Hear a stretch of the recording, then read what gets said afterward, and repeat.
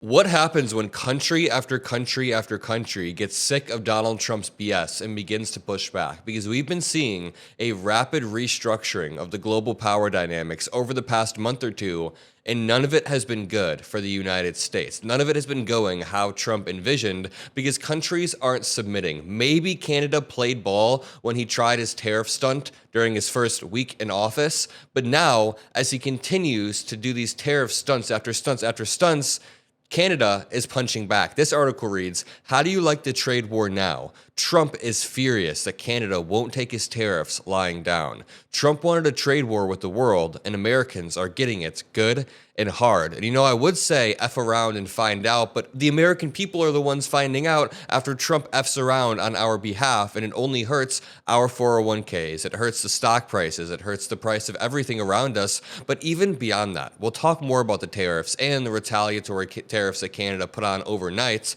Trump did not think that they would do that, but they did. 30 billion Canadian dollars in retaliatory tariffs, which is going to hurt.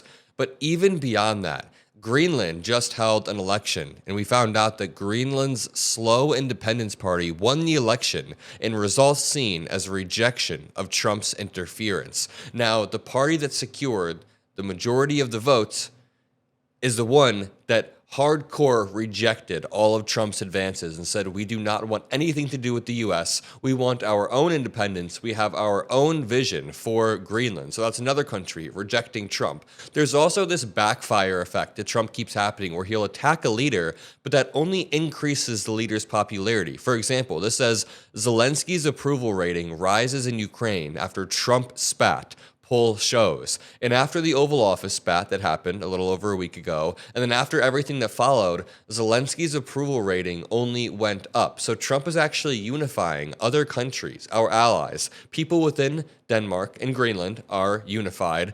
People within Ukraine are unified. Even Canada is not really playing ball anymore. I mean, Trudeau did fly down to Mar-a-Lago during the first week of Trump's presidency. Scheinbaum did hop on the phone and they all came to a deal, but now it seems like they're just like, yo, we don't want to keep playing this up-down, like back and forth game every single month. But Trump wanted a trade war with the world, and Americans are getting it good and hard. Stock prices continued to decline on Tuesday amid the latest Canada-U.S. tariff tit-for-tat. By the end of the day, the two sides were talking about a temporary truce, but who knows which side of the bed Trump will wake up on Wednesday. Well, it's Wednesday morning, and Canada decided to escalate even further, and they're right in doing so. Trump just randomly is smacking our allies for no reason, one of our closest trading partners. Canada will impose 29.8 billion Canadian dollars in retaliatory tariffs on the United States effective Thursday, March 12th, which is tomorrow, effective tomorrow morning in response to Donald Trump's steel and aluminum tariffs, says Canada's finance minister. Trump's increased tariffs on aluminum imports took effect Wednesday as prior exemptions, duty-free quotas, and product exclusions expired, and his campaign to reorder global trade norms in favor of the U.S. gains momentum, but it's not in favor of the U.S. It is not America first. I find it incredibly concerning how Trump and the people around him and conservative pundits are wrapping this terrible form of isolationism into the America first package when that's not what America first means. Now, there's a middle ground. Is spending 15 to 20 years in Afghanistan putting America first? No, we don't have to do that. But is selectively sending Ukraine our old military equipment putting America first? Absolutely. But what Trump is doing is it's not even brute force negotiation. It's being an asshole and then triggering a backlash that isolates America on the global stage. And there are long-term consequences of this. It's not like the next Democratic president can just walk all of this back. America has shown itself to be unpredictable. We are an unpredictable ally who could elect somebody like Trump in 8 years' time, and then we go back on whatever the next Democrat does. So we are losing a lot of our economic dominance, and Trump doesn't seem to understand where our dominance comes from. Before we dig into this next story, I just want to say it's nice to have a big military and it's nice to have economic strength, but a lot of our dominance comes from soft power, from alliances that we've built up and from being the leader of these alliances through our soft power. There's a lot of unspoken dynamics that don't just boil down to harder tariffs and military. Oh, we have a big military and we have tariffs and we'll threaten you. A lot of it is soft power. The fact that people look to us as leaders, but not anymore. We now have headlines like this, which we never would have gotten this under Kamala, number one. I never thought we'd see this in my life. Canada announces $29.8 billion in retaliatory tariffs. Before we even finish that, I just want to read this. Greenland's slow independence party wins election in results seen as rejection of Trump's interference. Democratic secures 30% of the vote, overturning the ruling coalition's majority. It will now open talks over forming a coalition government of its own.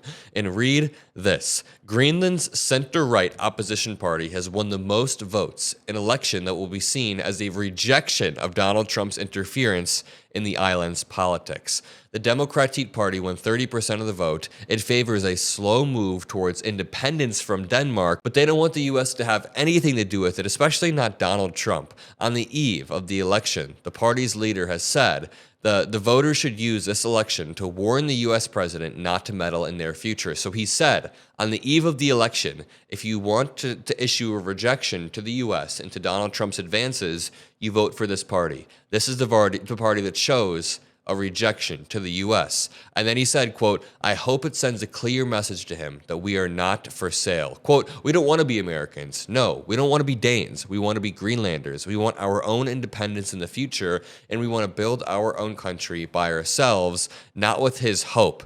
And it's just scary how Trump is also legitimizing the idea that you can strip the identity away, the independence away from a sovereign nation. It's the same type of idea that Vladimir Putin tries to push when he invades Ukraine. It's the same type of idea that people who want Gaza to just not exist, they think Palestinians have no identity. At some point, after World War II, we all sat down and accepted, at least the most developed countries sat down and accepted that there were global standards we have to adhere to. Now, the Soviet Union / Russia, they never followed those standards. They never followed international rule. And now it seems like the U.S. is ceding a lot of soft power, let's go back to soft power, to Russia by allowing them to set the standards. At least we have the Europeans and Canada still upholding the international norm. It's just scary. Donald Trump has been actively trying to prize Greenland away from Denmark, urging its people to determine their own future and join the United States. A few days before they went to vote, he promised, quote, billions of dollars in investment, telling them he will make you rich. I mean, if they want worse healthcare and worse systems overall, sure. The intervention made the election Greenland's most closely watched and highly charged in its history, and Trump was broadly rejected. And I do want to remind you guys, Zelensky's approval rating is skyrocketing across Ukraine. Even the Liberal Party in Canada saw a little bit of a resurgence. I mean, right now it's not in a good position. Trudeau is not leaving the Liberal Party in a good position. If you're Canadian, you know this. But there are polls showing there was a slight bump in their approval and their favorability ratings because Trump has this effect where he unifies a country as he attacks it. If you would ask Canadians a few months ago who would win the country's next general election, most would have predicted a decisive victory for the Conservative Party, and Carney ended up winning. But the outcome looked a little bit less sure after Donald Trump launched a bunch of attacks towards Trudeau, towards Canada. The country tends to rally behind its leader in times of uncertainty, and that's exactly what Canadians did. Now, as Canada puts retaliatory tariffs and as Mark Carney is about to take the mantle, we'll see what happens next. I'll leave it at that. Drop a like, subscribe. Have a great rest of your day. Love all of you guys. Peace out.